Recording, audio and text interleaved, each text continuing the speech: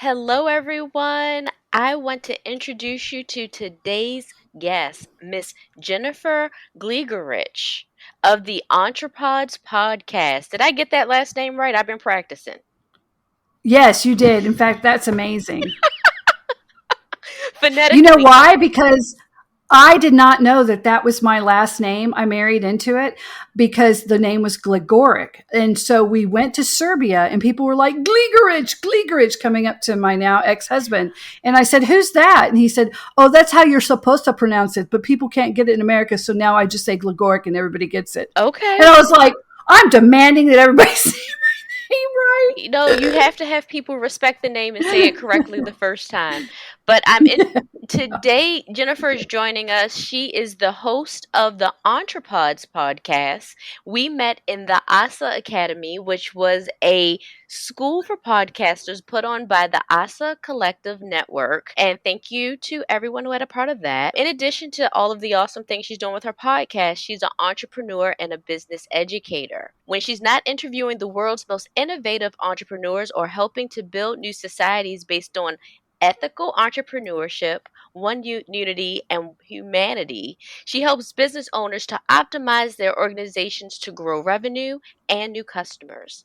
She does this by working with them to create the unique structures, systems, and processes that allows owners to better utilize their time on the focused activities that have the largest positive impacts to allow them to have more time to focus on their personal life and their family and wellness.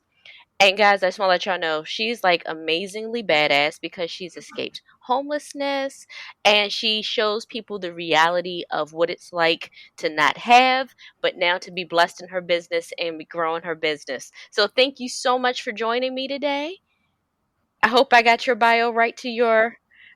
I'm excited to be here. So Yes, yes, you may. I mean, I you know sound so awesome. you Yeah, I'm you sending wrote this to it, my mom. but I want to talk to you because I did. I the did. We have to promote listen, I'm ourselves, working on guys. rewriting my bio. I got to make it sound more badass after reading yours. But I want to talk to you about homelessness and poverty because right now, we're coming out of, I use quotation marks because we don't know what that is, out of the COVID pandemic. And what we've learned is that a lot more people have less than what we thought the American humans had in society. What can you tell us about classism and what you've seen and what you tell people to build their businesses to prevent poverty? How can we bring each other up? Okay, well, it's one of the things it's important to realize is that what we're being told on social media and TV, I'm just going to tell you, it's pretty much all lies. Like one of the last, like wild, wild west for truth is podcasts like this. So I have literally moved to listen to more podcasts because there's real voices and it's reality. And I'm going to tell you, I was really homeless. I wasn't like someone who was just, with friends and going to different houses, but my life wasn't that bad. There were days in a row that I didn't eat. I would stay at the Covenant House shelter. Thank God. God bless Covenant House for helping underage kids who were homeless like I was. And sometimes I didn't have a place. It was just wherever I could sleep. And there's many stories about that. But like, for example, if you're a woman, there's a certain time a month it really sucks to be homeless because you need access to certain products, and all you can get is those brown things that the brown paper hand towels that you get from a 7-Eleven, and you have to learn to sleep standing up because you can't lay down anywhere on the ground because that attracts bugs and roaches and rats and Wow. things. And people don't think about those basic things that I had to think about a lot, just sitting my face on my forehead, like behind this building, and just like I can sleep just a little bit standing up and not to fall down. Like you don't think about that, or access to a clean bed where it's not a leaky roof because it's an abandoned Wow. building, what it's like to be dry, and so when you come from that, and I'm going to tell you, there are so many people who live like that, and they're around you every day. I know who they are now. They're in the stores and they look okay because people have pride. They're not going to tell you how bad it is. And that's why it's so shocking when you see hoarders. It's so shocking when you see these cops episodes. It's shocking on TikTok and people are like, girl, look at that bathtub, look at that house. And they say something because it's just like we are conditioned that everybody's lives are these fake things. And we don't realize that there are 17 million white Americans that live at under $1 a day. Wow. There are 12.1 Black Americans, 9.1 Hispanic Americans, and then there's like 5.6 Asian and other. That is 40 some odd million people living in $1 a day. They're all around us and you're just not noticing them. So one thing to realize for that is you can get out of it. Your mindset is the only thing that can truly help you to get out of that level of poverty. So if you're unhealthy, if you're addicted, if you have a disease, it's going to be much harder for you. And I can't speak to that because thank God, for the grace of God, I did not have to worry with that. But people helped me. There are tremendous people at Covenant House helped me.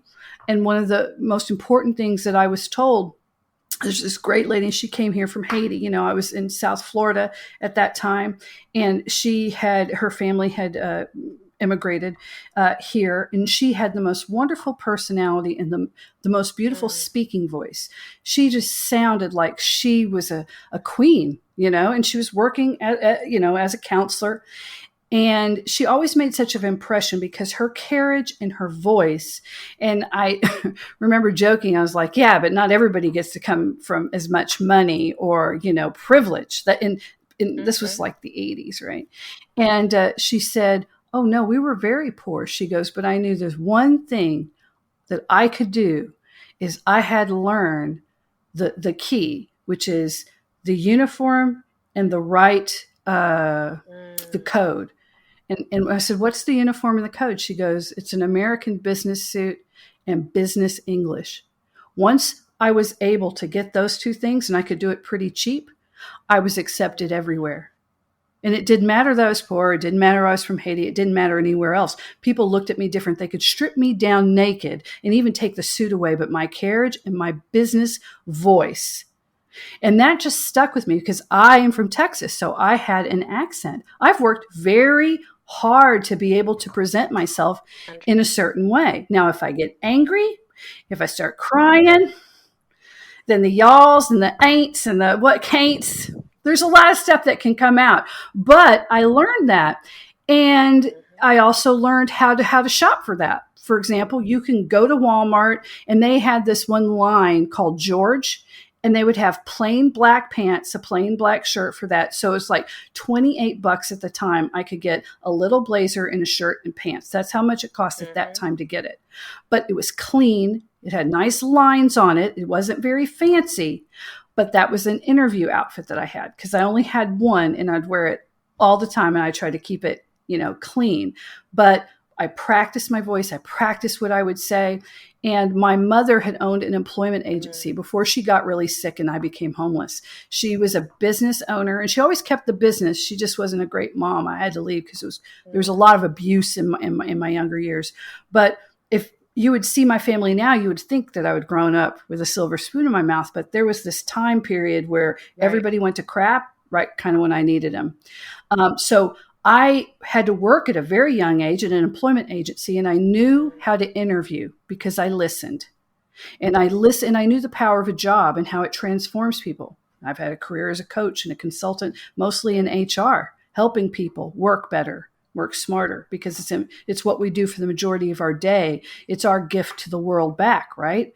So I took what little skills I could get as a kid in that, and I worked on them. It was a lot of work, and she helped me, and other wonderful people helped when I could get the help. And I just never gave up, and I never succumbed. She taught me an attitude, a certain attitude you have when you're dealing with bad people, junkies and human traffickers and the Epsteins of the world. Because at that time, I was really, really cute. and there were bad people in South Florida, and they were looking Right. for, girls who had no one. So I would talk about my big family, and I would just say, yeah, I'm in a thing right now, but I've got to call my mom. And, if things get really bad, I'll go back. And I just alluded to the fact Yes. that there were people. I had some people, right? And that scares them off. And I later read a book from Tina Fey, and she said, it isn't the beauty that draws a Yep. predator's eye, it's the damage. And that, I thought that was it.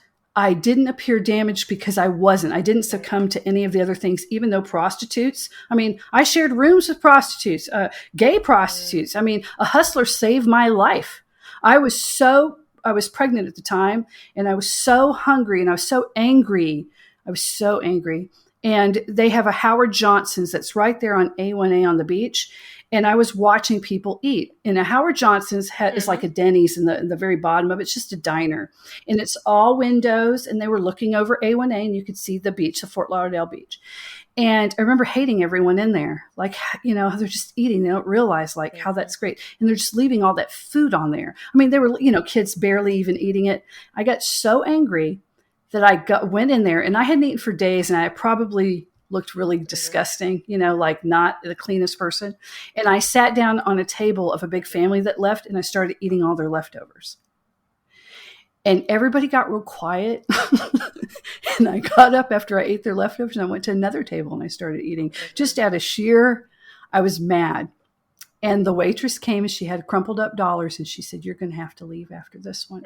And instead of being grateful to her for taking her hard-earned money as a waitress to try to like feel sorry for me, I like snatched it out. And I still feel bad about this. If you're that waitress and you're listening, I'm very grateful you did that. I was just in a really bad place. And I walked out, and another kid that was in the homeless shelter came in, and he was like, hey, do you need a place to stay? Because you look really bad. And I just watched that. That was a pretty interesting scene. And I was like, and I was like near tears at that point and so upset. And he said, well, I got a new trick. And basically, he's really cool. He won't even be there. And he's super old. And he won't care. He won't care. He'll let me do whatever I want. And I said, okay. And that kid talked this old guy into letting me into this little room that he had rented with him so he could show him off. And we were kids. Right. This was bad. And never forced himself on me. He never asked for anything. Let me take a shower. And the next day I woke up and I was like, I can't live like this, and I don't want to end up like him. Because the old guy had come home, and that was a scene that's going to be forever burned in my brain. And I took that crumpled up money, and I went to a phone booth place where you could go from the Covenant House, and you get tokens, and they let you call. And I scored an interview, and that ended up being a job, and I ended up getting an apartment from that. So he's literally saved my life. When people who loved me, my own family, would have turned away from me in shame. And I'm going to tell you, when you're poor, racism doesn't really exist. It's a whole different world. And it's a whole different way to look at things, of humanity. And so it was the best thing that ever happened to me. It was the worst thing that ever happened in some ways. Some ways not. I think getting my heart broke from a real bad relationship where the guy was toxic, that was actually worse than that, because he was bad. Go ahead. But go ahead. No, so anyway, I got a job, and I just worked slowly but surely. And I ended up getting as much information as I could. And I realized that I was going to hit a glass ceiling as a girl at that time. And so the only way I could get through that is if I did what my mom did. And she was a pioneer. Now, she's been sober for 30 years, and I talk to her every week. And from AA and the grace of God, she's back in my life, and the most wonderful mom. Oh, yeah. I'm the most blessed person to have my mom in my life now. And I had to forgive her. She was a monster, but she didn't do it on purpose. And when I let go of that resentment and I forgave her because she was heartfully sorry, that was all the difference. And then she did all the work for years. Now we're at this great place. But I got to tell you, that was a wait. And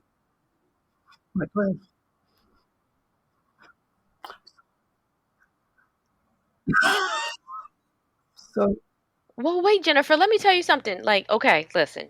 We are 15 minutes in. You have already given me so many nuggets already. Like, listen, I'm sitting here like I am quiet because I am in awe, and I know my listeners are in awe because you have told us about being homeless. You've told us about the people who've reached out to you to help you save yourself at the moments where you were saved. Normally, at this point in the show, I would ask somebody what their fuck it moment was that made them say, I don't want this life anymore. But you've said so much, you didn't want to live that way anymore. You got yourself a good job. You got yourself an apartment. You talked about your mom's alcoholism and the fact that she's got sober and, is working to rebuild your relationship. You talked about forgiveness and about how in a toxic relationship you, oh my goodness, I mean, you had to forgive your mom for those things. A lot of people can't I think forgive. the fuck it moments are through your life. I think at every Absolutely. point you're going to have to say fuck it a lot.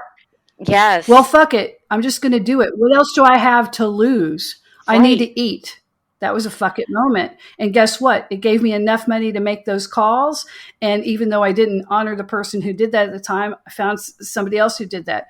The angels came into my life because I was at my fuck it moment, right? And Mhm. then after that, I ended up working for a company called AdMax. They're here somewhere. And they dealt with luxury advertising. So if you were selling a Mhm. boat, art, a thoroughbred horse, or a luxury car, then you would go to AdMax and then they would have one ad in all of the luxury magazines saying, are you looking for something? We have all the people in the country that are selling it. Because at that time, if you would have just put an ad for a Lamborghini in Timbuktu because you had one, what are the chances of you selling it? If you went Right. nationwide, it was there. So I telemarketed. And I beat out, literally, I was sitting there with people going, I have a master's degree, I have a this, I have a that. And I basically zhuzhed up the most ridiculous resume you've ever seen. And instead of putting that I was living in the Covenant House, I put apartment number instead of the dorm number. I put Mhm. apartment number 2 so it would go through their thing. And I said, fuck it. I'm just going to do it. I'm going to do whatever I can to get this because this is what I need. And that's it. And so there's many times I lost 2 businesses during COVID. And Mhm. I was looking at insolvency and bankruptcy just last year. And then I said, well, let me just reach out to people. And then one person came through my LinkedIn, Jonathan Gehrig with Armor Up Consulting. And I thought, I feel like I need to talk to him. Well, he's not going to talk to me. That guy's way up here. And here I am losing businesses. And he's helping high level entrepreneurs grow businesses. And I thought, well, fuck it. What's the worst Mhm. thing that can happen? I ended up getting a part scholarship to go into that program, which I could not afford to do, but I said, fuck it. And I did it. Right. I ended those companies and still scale them. And I ended them way before I ever would have done on my own because I would have pushed it off the edge probably out of just sheer desperation. And Mhm. that mastermind group pulled me out of myself, helped me refocus back on fractional consulting and really just pivoted everything. And then I rebranded the podcast and now we're like doing gangbusters. So Guys, you got if to you say fuck it a lot. You have to say fuck it a lot. And guys, if you are looking to learn about business development, the Entrepods podcast is the real deal. Like, I listened to a couple of your episodes. I listen to everyone's episodes or read their material before they come on a guest as a show. And I was like, oh my God, I'm so honored she wants to be a part of this because your story needs to be a book, a lifetime movie, let's market it like whatever she is I'm telling you talking to book people truth. right now for it. Do it, do it, do it. No, but this is truth and I listened and I talked to so many people who are down on their luck, who are feeling sorry for themselves. We all feel sorry for ourselves when our reality looks really bleak.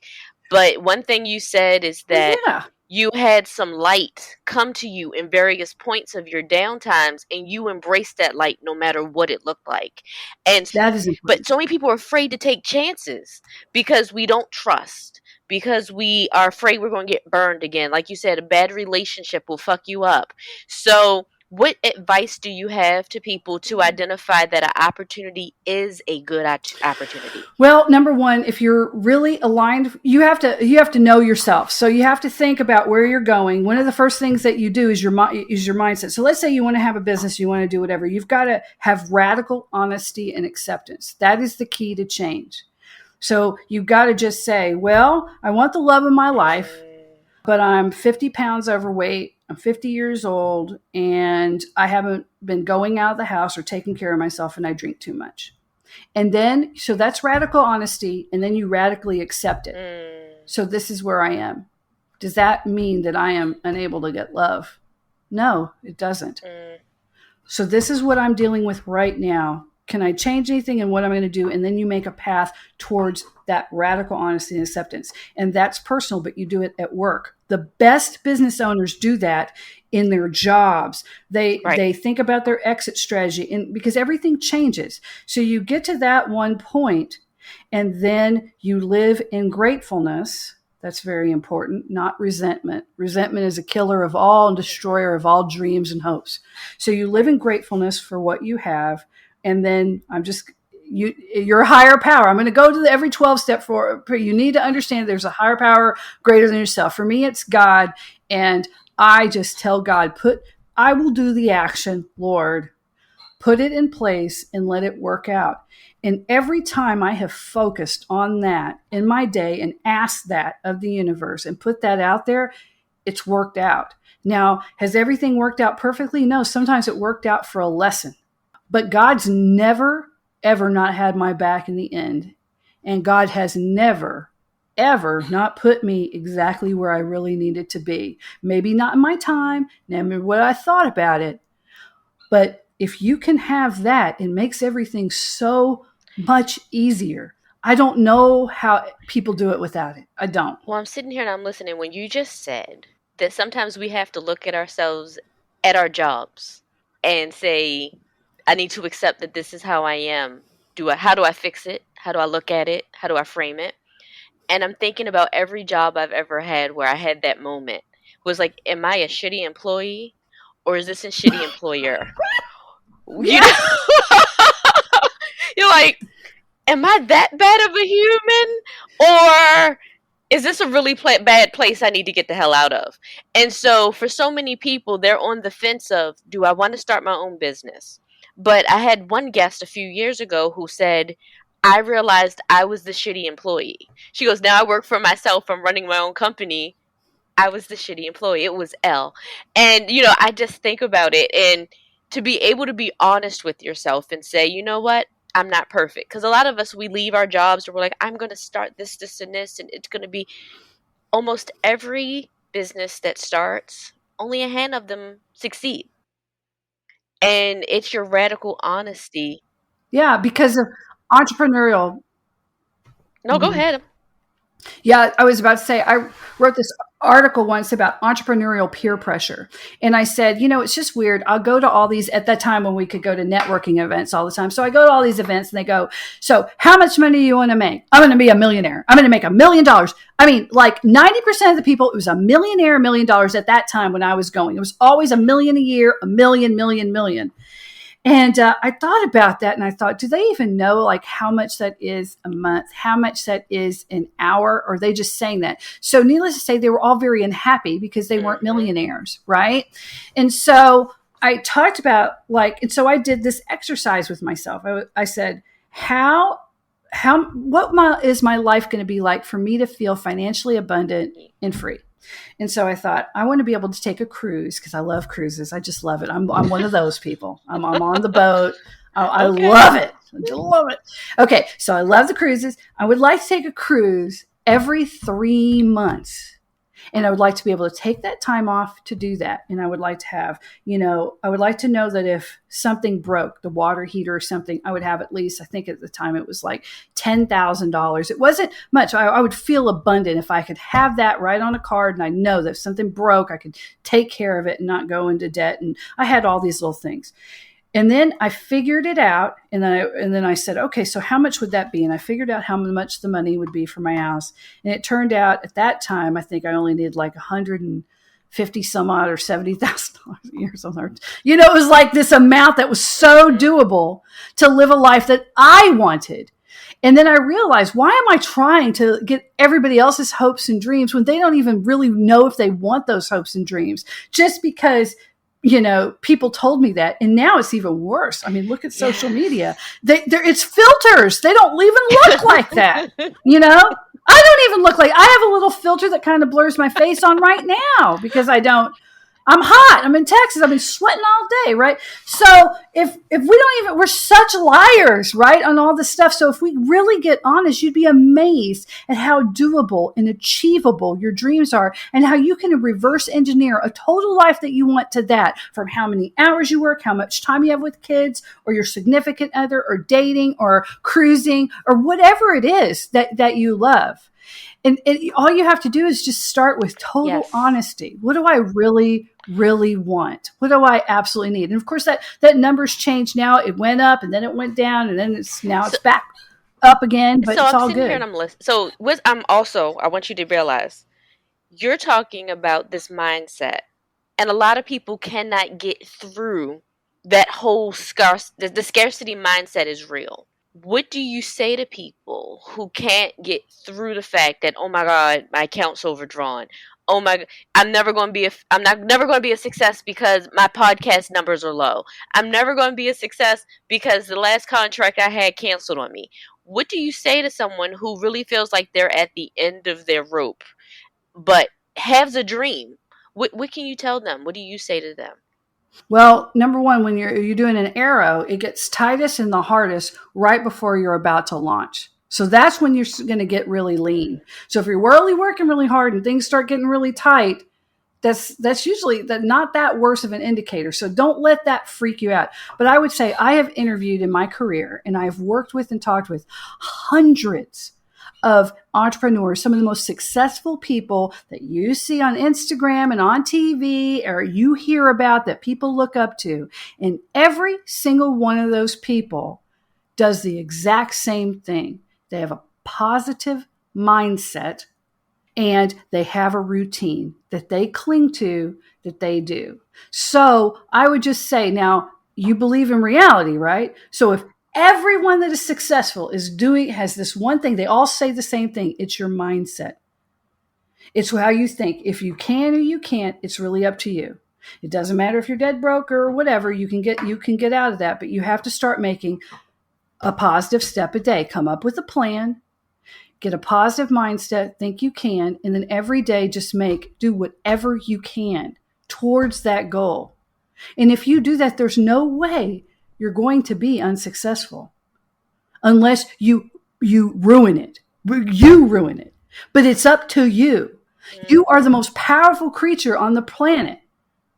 Don't let everything else, and it's hard because I'm really into politics. And right now I'm so pissed I can't even say it. And then I have to walk away from it and go, look, that is a whole other reality. And I have to even just divorce myself from that and say, I don't accept that. I don't take that in. In fact, I refuse to even acknowledge that for myself because I have to have this. So you just need to get, I can't shake you and I can bring you the water and not drink, but I'm just going to say, if every other successful person in the world is saying, just do this, give it a try.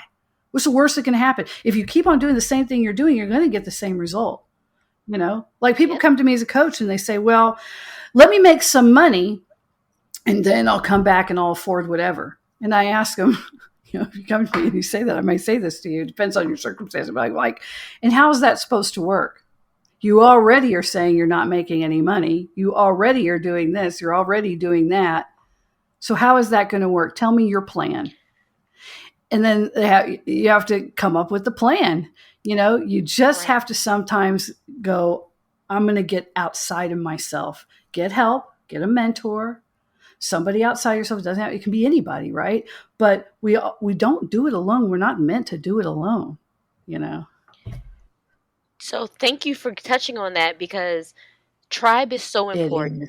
Creating a community, creating healthy systems. Sometimes our families aren't the support systems we need them to be. So finding a therapist, having a faith leader, having a mentor, having a coach, making sure you have an accountant, things of that nature, people who are going to keep you honest, because these goals sometimes they're overwhelming and it's really easy to deviate from the plan because you're feeling bad that day or you're feeling shitty that day. Somebody said something to you or you got a response on Instagram, like you said, isn't even real about something and it hurt your feelings.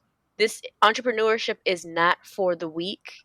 It is not for hurt feelings. You have to keep pushing every day because the next dollar is dependent upon you and your systems that you have in place. Like, yes, you want multiple streams of income. Every day I see 75 people posting about their multiple streams of income.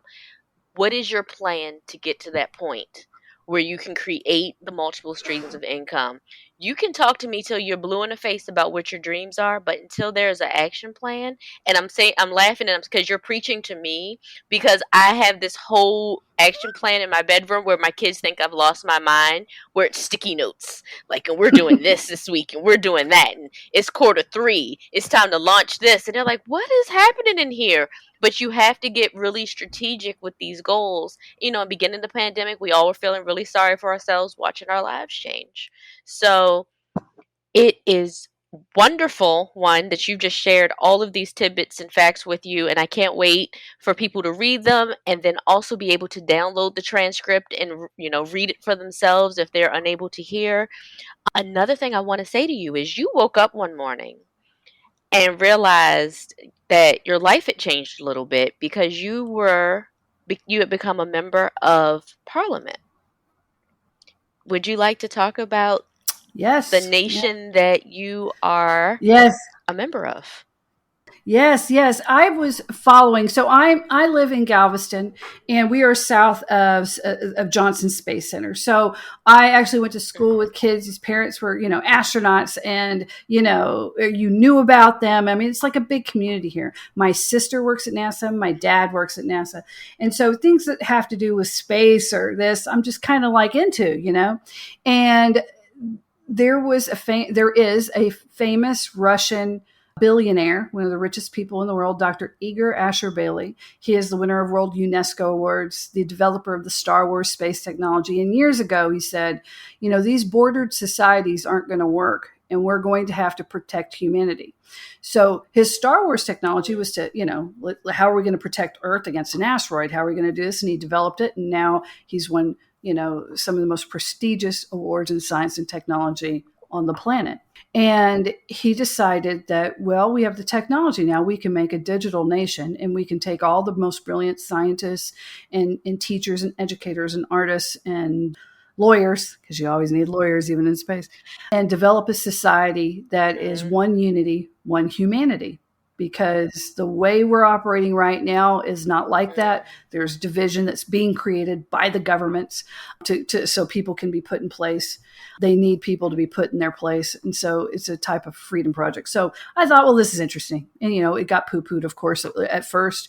And then it took on steam because number one, there's billions of dollars behind it, and the lawyers in every country. And now they're I thought, well, I'm going to join. I'm just going to join and keep up with the news, and that'll be my support. So I became a resident. I paid my euros to get there, and I got an ID in the mail, and eventually I'll have a passport.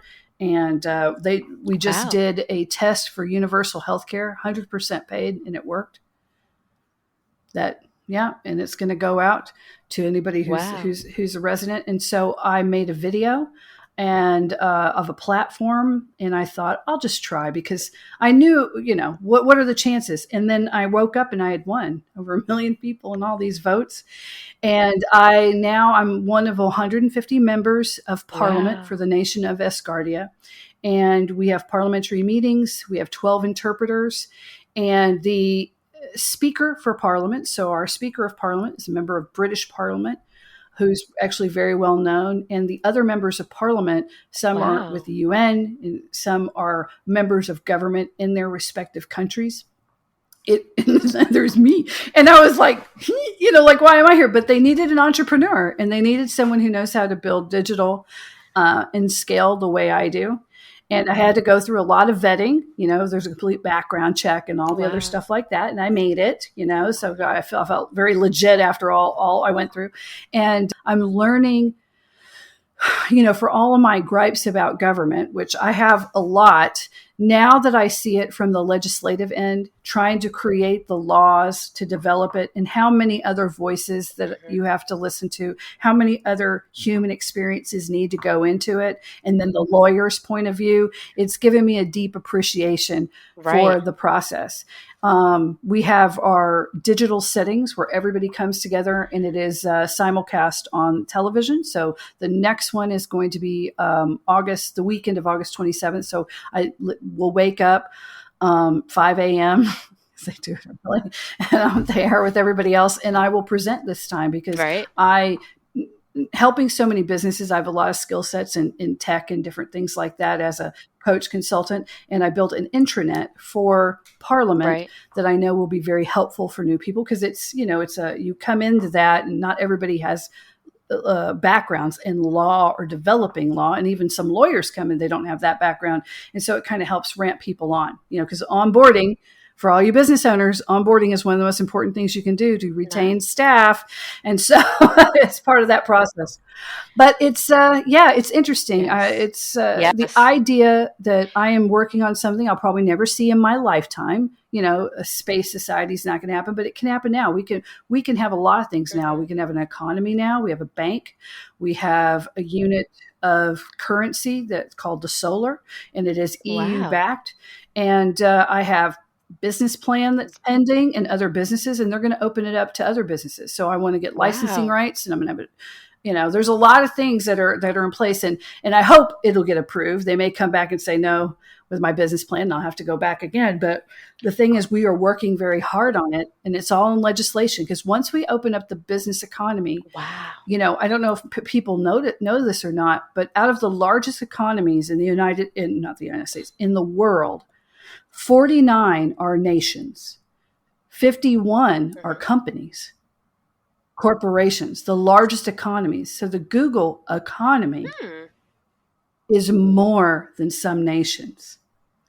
So this is a problem, and it's also something wonderful because you don't want to have, Coca-Cola mining company doing whatever they want for the Coca-Cola courts that they just Right. decided to do, and then murdering people in space for things under the Coca-Cola court. Not that they would do that, but that's a fear. And I know it's a fear because Understood. I was invited as a delegate from Asgardia to be part of the first ever United Space Command's legal conference, and it was Space Command and all these other government agencies. We had brigadier generals, we had Wow. big people. And of course, because it's the American one, he was like, we're going to win space. I was really like impressed by Wow. the Top Gun positivity of it. But then he got really serious. At that time, they were tracking what China had put up in the air. They had launched this missile with a 10-story unit next to it, and they'd taken that 10 stories with them.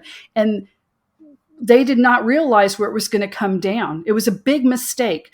So the strike zone for this 10-story building was going to be Ooh. south of New York and north of Perth, Australia. And every single government was monitoring it, their Ooh. space agency, because it could have wiped out an entire metro area would be gone. It went into the ocean, thank God. It made a blip in the news, probably not to freak people out because they were very worried Right. about it. And it's because not everybody is on board with regulating everything. We have so much space junk. An amazing amount of space junk is from these offshoot people who are not doing what the international community would like. So we absolutely need to have a society that's regulating this and regulating it for the space junk and then the environment, and to save Earth and to save humans, and this has to happen. So anyway, it's interesting. I'm learning a lot, and so that is my quote unquote hobby that I'm working on. A lot harder than I thought. So, where can my listeners find you, and what do you have going on next? They can go to entrepods.com. That's entrepods.com. You'll find everything about me on there, all the podcast episodes, every platform on what we're doing next, Asgardia, whatever you want. And the September 1st, we're going to be launching my 30-day bootstrap boot camp. So I have put together this boot camp, and everybody's yelling at me because of the pricing, but I'm like, okay, I have a 90-day very intense program that I have. And that is a good offering, but it's coaching and consulting where it's working with an entire team with either you or your staff, from marketing to tech to everything, to aggressively scale and fix anything you've got going on. So we're going to double your income, right? So the bootstrap is what everyone has to do in the beginning. And it's a lot of the things that we talked about. It's 30 days, and it's going to get, if you're brand new or just starting out, haven't started, but know you have to start it, or something's broke, then this is what you're supposed to do. And it's step by step by step. And I've literally taken it from the hundreds of the most successful entrepreneurs I've interviewed, and I know it works. I've done it. That's what got me out of not being, I had to do this or I would be bankrupt right now. And I'm not. I made it through closing 2 businesses, pivoting, rebranding. Okay. In the middle of COVID. So I know if I can do it using the same thing, that anybody's able to do it. I know. You're amazing. So yeah. No, I think you're amazing. I'm so excited to be on here, even though I said the F word, like my son's here, and so we don't say it in the house, and he's going to be like, there's a lot that's going in that swear jar, Mommy. Sorry about that. But no, so you have your boot camp starting. You have people, check it out. Make sure you check it out. Are you on any social media? I'm on all social media. In fact, I'm actually wanting to get off of some, because if you just put in the @ Entrepods, it'll bring up Twitter, Pinterest, Instagram, Facebook, everything that we're on. Just @ Entrepods, everything comes up. So yeah. Excellent. No, I want to thank you so much for all of these gems that you have provided to the listeners and to myself. I'm sitting here now like I need to get my routine together. I need to keep my mindset together, and I just thank you for joining us today. So, everyone, thank you for tuning into today's episode. Please follow Entrepods wherever you listen, wherever you spend your time online. She's apparently everywhere. And I will see you guys in a couple of days. Thank you for this episode.